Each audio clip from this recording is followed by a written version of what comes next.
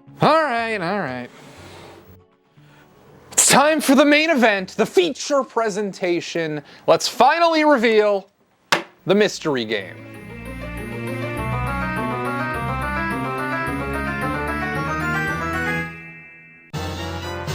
Madden 64? What? Nah, I'm just fucking with you, it's Superman. There was never any doubt. There's no other contenders. When you hear worst N64 game, you think Superman, like a reflex. My, and most people I imagine's opinions were shaped by the classic Angry Video Game Nerd video. But he only got like 5 minutes into the game. Yeah, I know he went back years later, but I'm talking the classic episode. It's the one where you play as Superman flying through rings. If there's one thing you know about Superman 64, it's that you fly through rings. And also that it's not really called Superman 64, it's actually just called Superman, which is true, you do fly through thousands of rings, and the cartridge doesn't even have any text on it, it's just Superman. But that's only half the game. The rings, despite what you might have heard, aren't even really that bad, and they're not anywhere near as difficult as the AVGN episode would have you believe. In fact, I passed the first stage on my first try, and I passed most ring stages on my first try. The flight controls are acceptable, maybe a little too fast at times, but there's a brake button. Hold down R. You treat these more like they're driving stages and you get by just fine. What Superman has a real problem with is clairvoyance. Before even beginning the game, you have to go into the menus and change it to Superman difficulty, or else they won't let you see the ending. I looked it up ahead of time and knew going in, so it wasn't going to sneak up on me like it did in Mortal Kombat. Hitting start, it's instantly confusing. There's this cutscene where Lex Luthor has your friends standing in front of the Stargate, then boom, you're just in it. Then there's no time to waste. No time to waste. If you want to save your friends, solve my maze. Try to imagine you know nothing about this game already. Just based on that opening cutscene, what the fuck is going on? What maze? Why is there no time to waste? Allow me to translate. Solve my maze equals fly through rings. It's not much of a maze, is it? They tell you which ring to fly through next. It's pretty self-explanatory. However, the game is incredibly abrupt and not intuitive about any other aspect of itself. Another example, as made famous by AVGN, is as soon as you clear the first ring section, just look at the raw gameplay.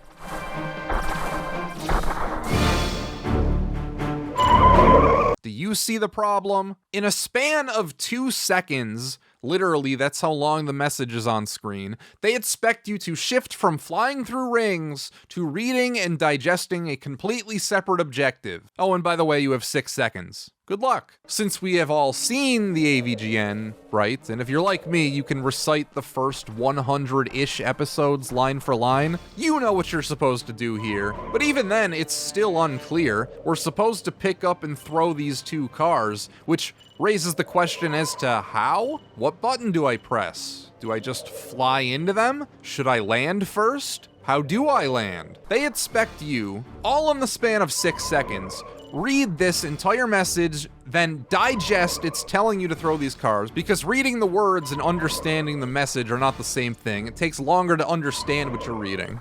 So you got that clear, and then you're supposed to intuit exactly what buttons you need to press to make that happen. All in 6 seconds. It's ridiculous. And if you fail, they make you go back and redo the ring stage again. Ah! And that's not a problem unique to this first bit. The entire game has this issue.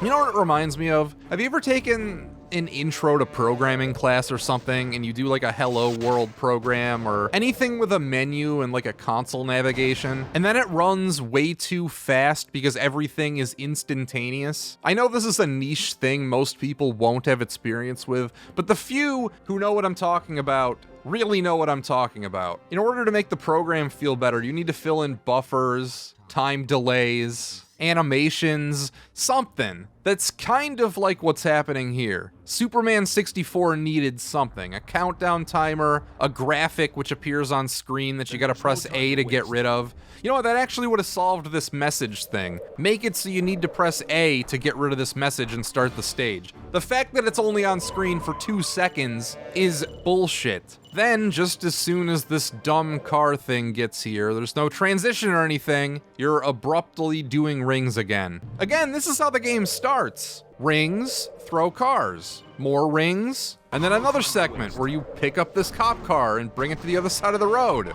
Shit! That's if it doesn't explode. So you gotta go back and do the previous ring segment again. So it's really more like rings, fail at throwing cars. Rings, throw the cars correctly. Rings, fail at picking up this cop car. Previous ring segment, fail at picking up the cop car again. Previous ring segment, fail at picking up the cop car again.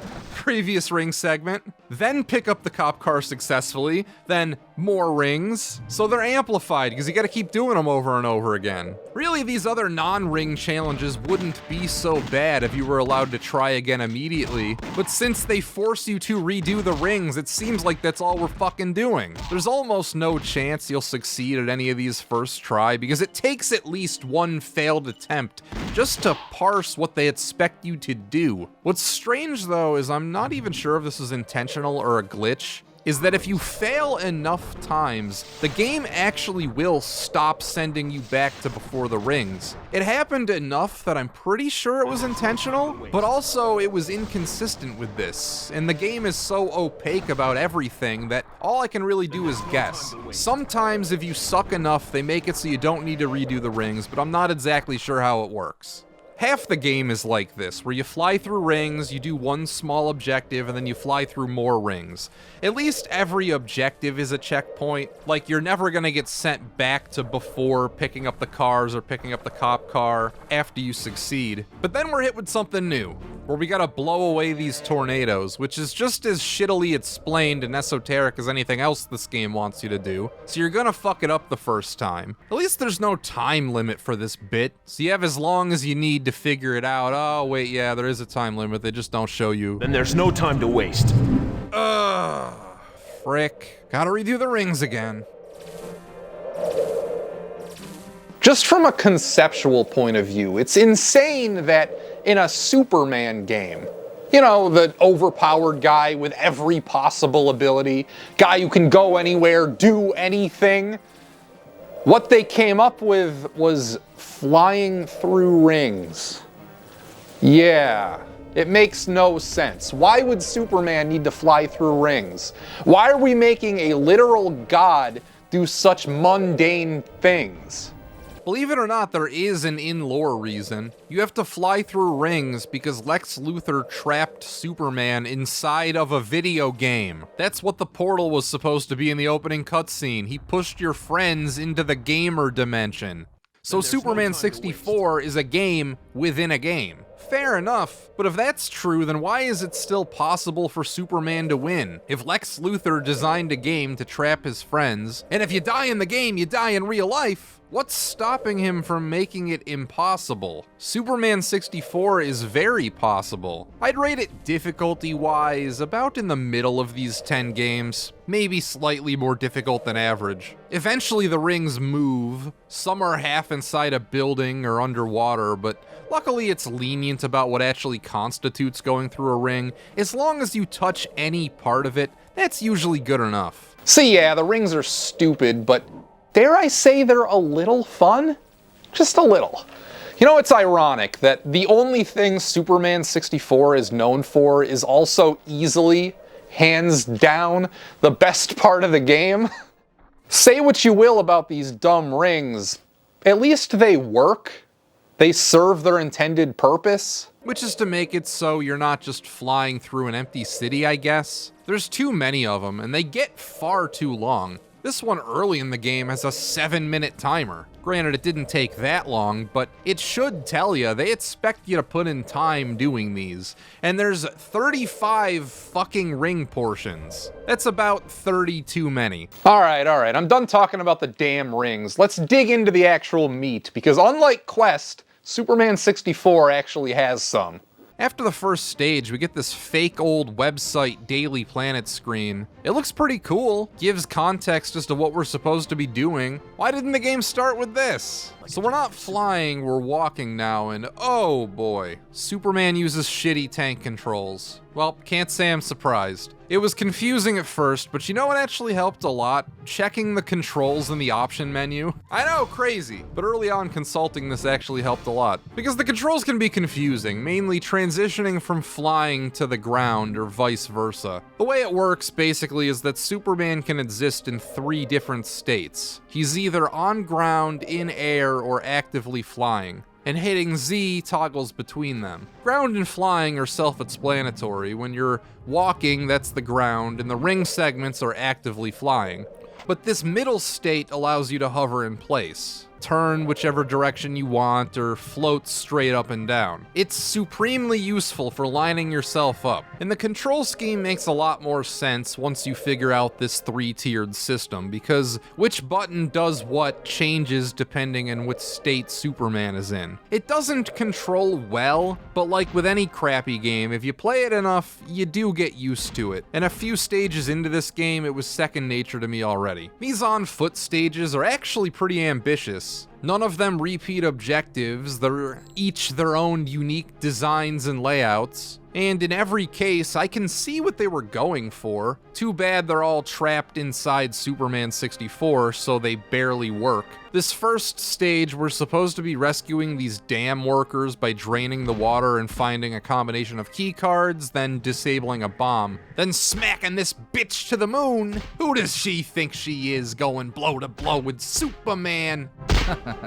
Oh shit, she knocked me out. She knocked out Superman. They made Superman weak in this game, which is a cardinal sin whenever you're doing anything with superheroes or strong beings. That's a gaming pet peeve of mine. When you're playing a character that's supposed to be strong, yet you're jobbing out to regular people. Fighting in this game is wonky as hell. I just mash the punch button and hope for the best. There are no checkpoints inside of any of these stages, so if you get all the way to the end just to lose to the boss, then you gotta redo the whole stage. Not fun. I don't believe I did any of them in my first try, so you're replaying them at least once. When I get my revenge, it's in the most jank Superman 64 way possible, where she blinks and fades out of existence. But whatever, I'll take it. After the dam, it's rings again naturally, but then after that bullshit, we're storming Lex Luthor's lair for clues about our friends. This is where I learned my favorite way to fight is to just smash into them while flying. It's actually fun to line up, and it's really satisfying to smack into them this way.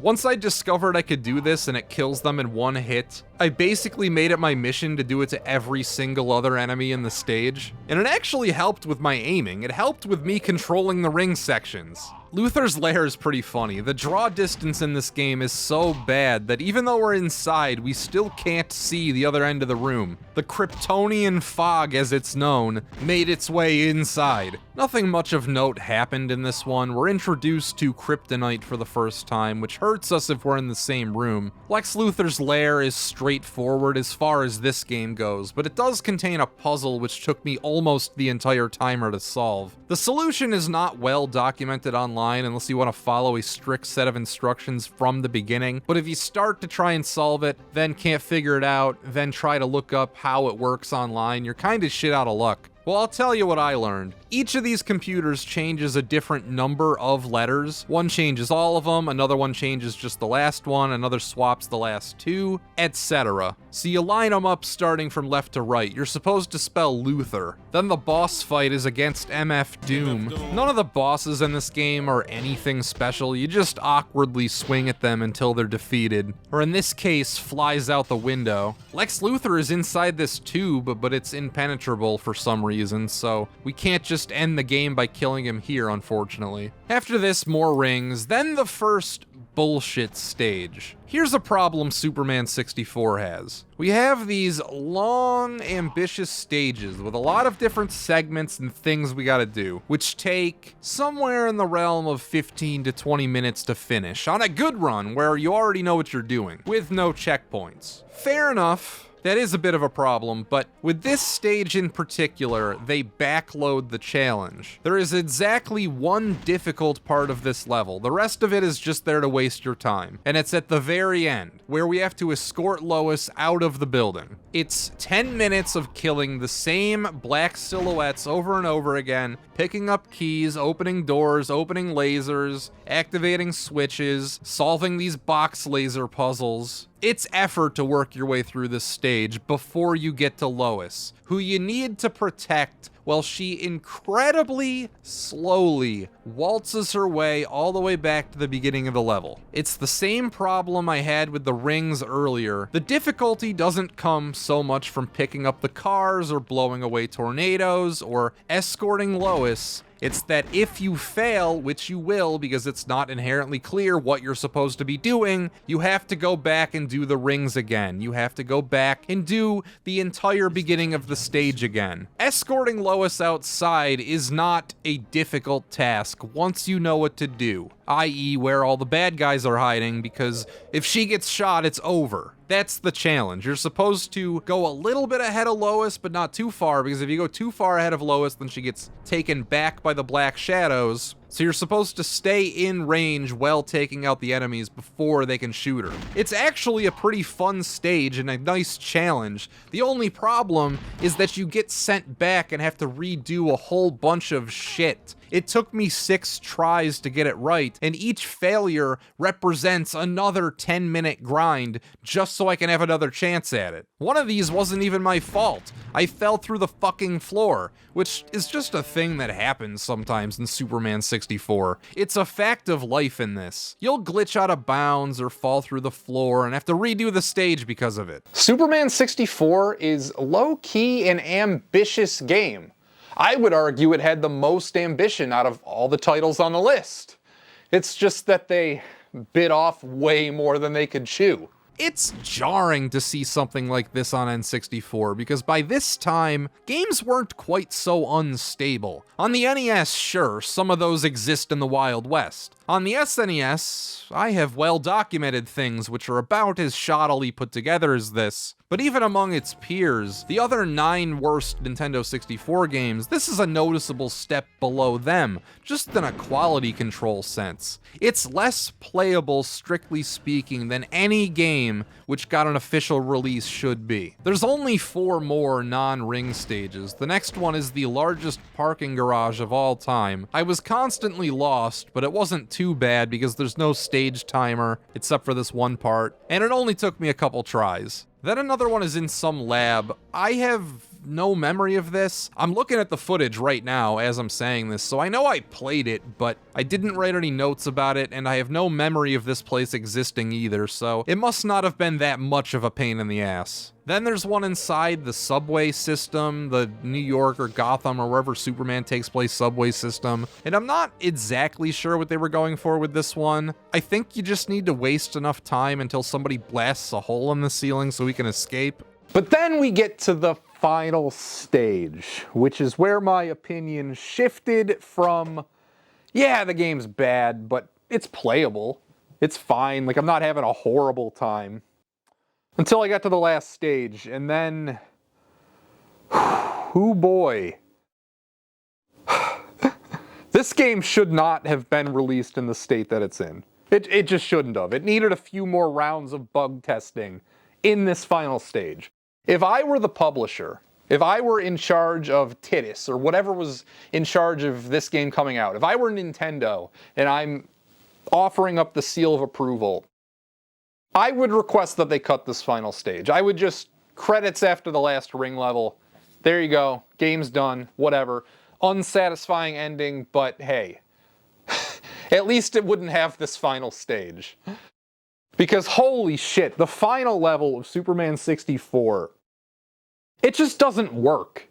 That's all there is to it. The stage is broken. They saved the most complicated, longest, and ambitious stage for last, which normally I would give props for. I love it when a game saves the best for last. However, here, with something as functionally challenged as Superman 64, the more complicated a level, the more moving parts, areas, or mechanics we introduce, the greater the likelihood the game will crap out and break itself, rendering you unable to finish. This is how it's supposed to go. We're on a huge map, second largest in the game next to the parking garage, with a central lightning room, I'll call it. Whenever you're in the lightning room, you're taking passive damage because lightning is hitting Superman. It acts as sort of a hub to the other parts of this first leg of the stage. There's a series of switches and lasers which slowly open up as the stage progresses, until a certain point you teleport from one identical looking room to another, except you can't go back, it's one way. Our first objective is to find 12 of these orange balls which are scattered throughout the stage. A couple of them only appear once you kill a specific crab person looking thing, but most of them are just sitting around somewhere. 9 of them are before the one-way teleport and 3 are after, so a winning run would have you find all 9 that you need to before you enter the teleporter. There's no guardrails on this, of course. The game will allow you to fuck yourself over if you're not careful. And you can't check how many balls are left either. It tells you when you pick one up how many are left, but if you forget, then you have no way of knowing how many you have unless you pick another one up. Then we take the balls to this one room, which allows us to activate this computer, which will take us out of the video game dimension, but then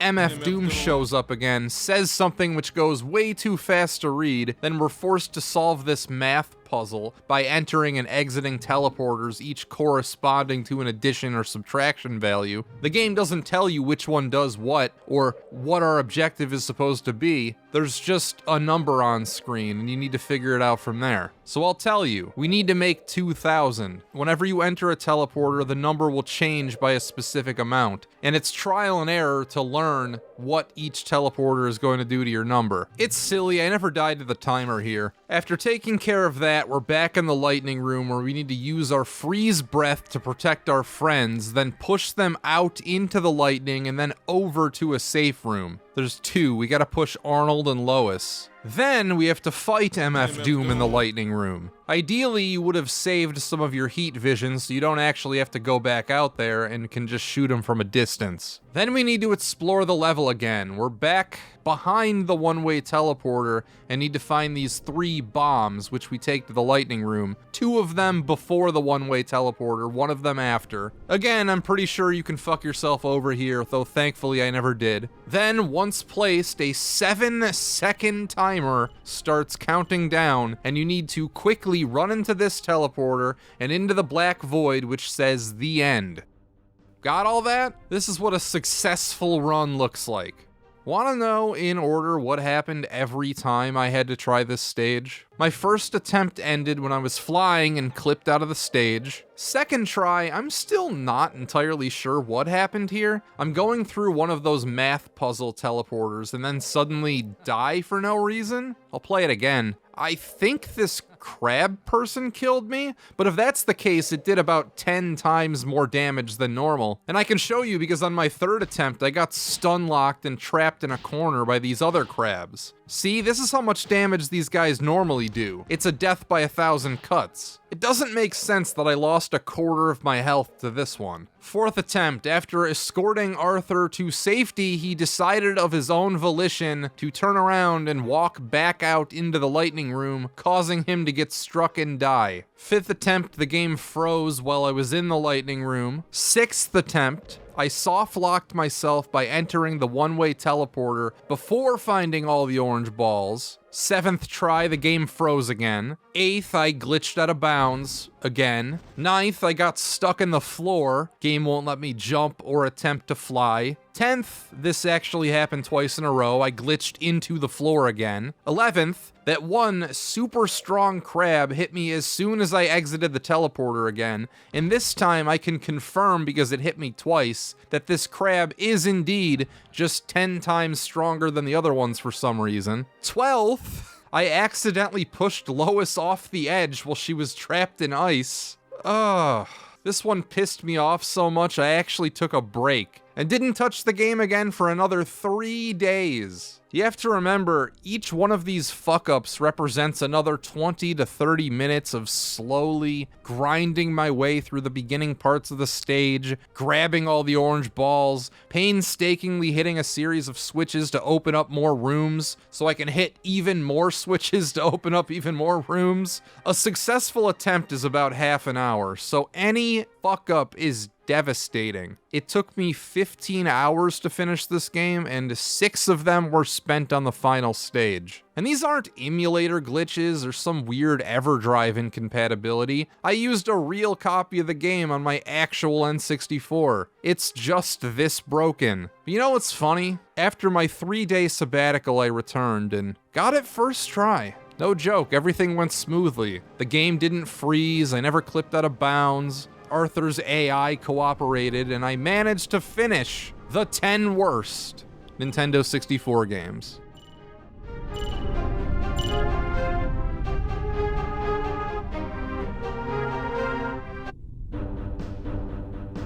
Why is the camera having a stroke? Well done. Wait, Lex is right there. He's in the same room. Why aren't we get smashed by a fridge?